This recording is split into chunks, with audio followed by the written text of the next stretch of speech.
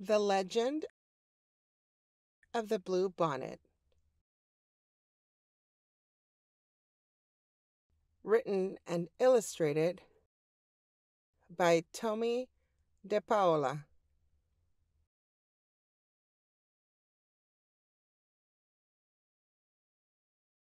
Great spirits, the land is dying. Your people are dying too, the long line of dancers sang. Tell us what we have done to anger you.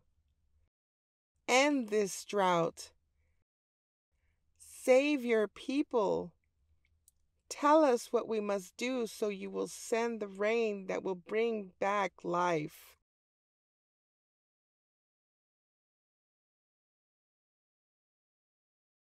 For 3 days, the dancers danced to the sound of the drums.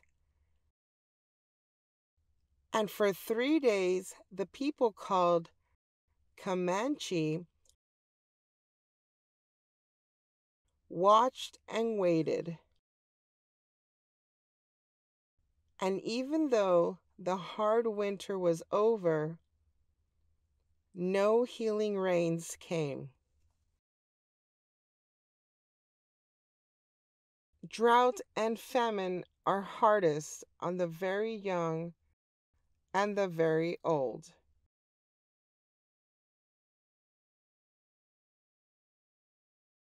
Among the few children left was a small girl named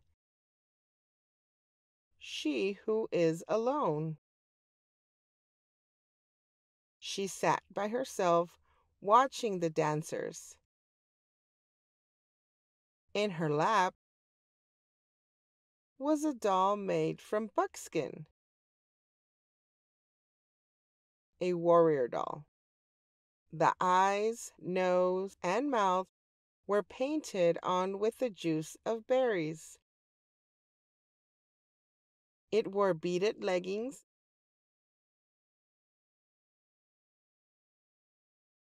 and a belt of polished bone.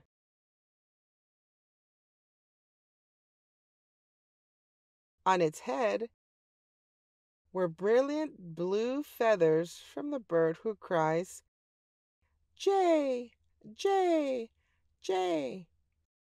She loved her doll very much. Soon, She Who Is Alone said to her doll, the shaman will go off alone to the top of the hill to listen for the words of the great spirits. Then we will know what to do so that once more the rains will come and the earth will be green and alive. The buffalo will be plentiful and the people will be rich again.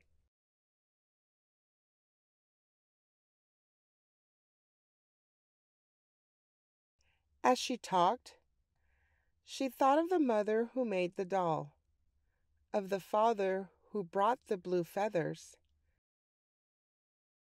She thought of the grandfather and the grandmother she had never known. They were all like shadows.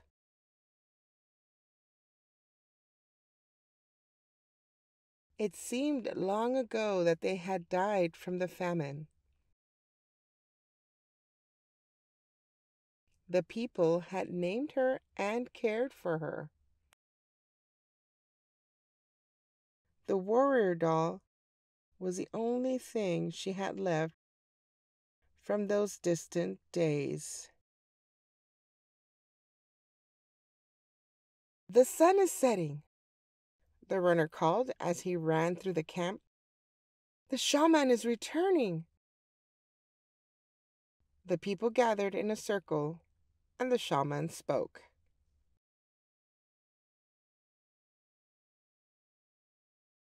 I have heard the words of the great spirits, he said. The people have become selfish. For years they have taken from the earth without giving anything back. The great spirits say the people must sacrifice.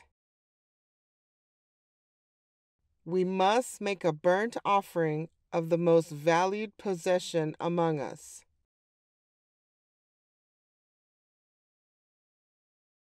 The ashes of this offering shall then be scattered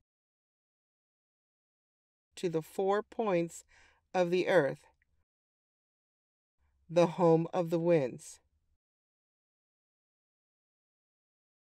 When this sacrifice is made, drought and famine will cease. Life will be restored to the earth and to the people. The people sang a song of thanks to the great spirits for telling what they must do. I am sure it is not my new bow that the great spirits want, a warrior said. Or my special blanket, a woman added, as everyone went to their teepees to talk and think over what the great spirits had asked.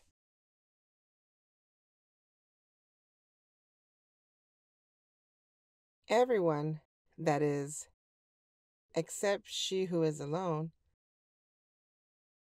she held her doll tightly to her heart.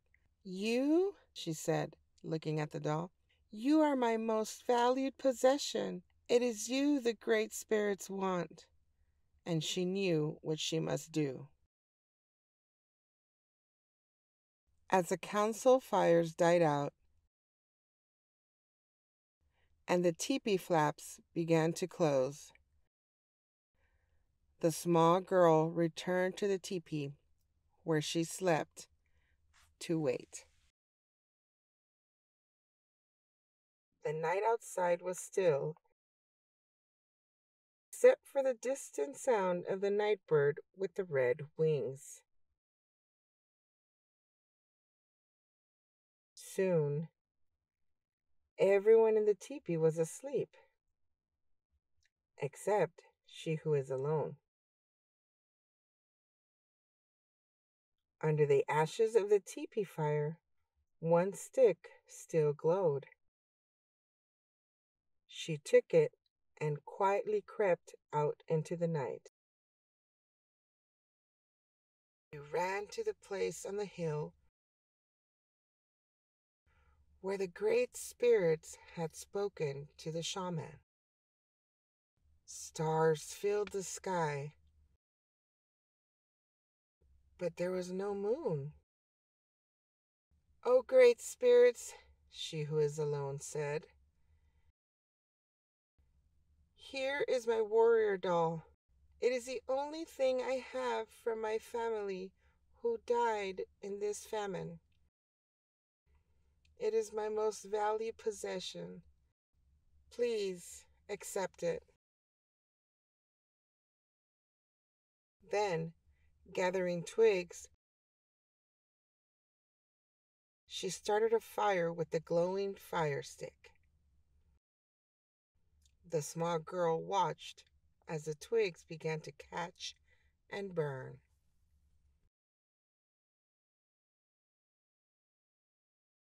She thought of her grandmother and grandfather, her mother and father, and all the people. Their suffering, their hunger. And before she could change her mind, she thrust the doll into the fire.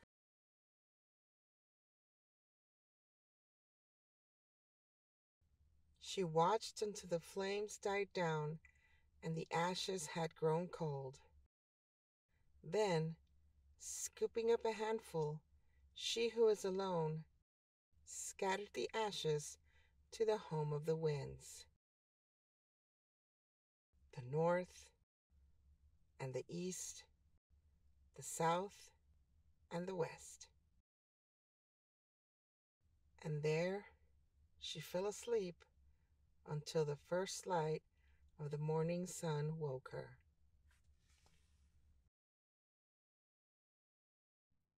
She looked out over the hill, and stretching out from all sides where the ashes had fallen, the ground was covered with flowers, beautiful flowers, as blue as the feathers in the hair of the doll, as blue as the feathers of the bird who cries, Jay, Jay, Jay. When the people came out of their teepees, they could scarcely believe their eyes. They gathered on the hill with she who is alone,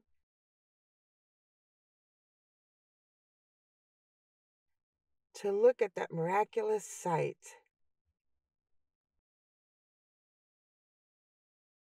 There was no doubt about it. The flowers were a sign of forgiveness from the great spirits. And as the people sang and danced their thanks to the great spirits, a warm rain began to fall and the land began to live again. From that day on, the little girl was known by another name, one who dearly loved her people.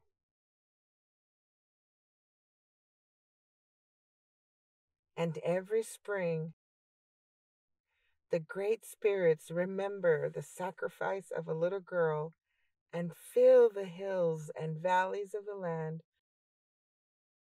now called Texas, with beautiful blue flowers, even to this very day.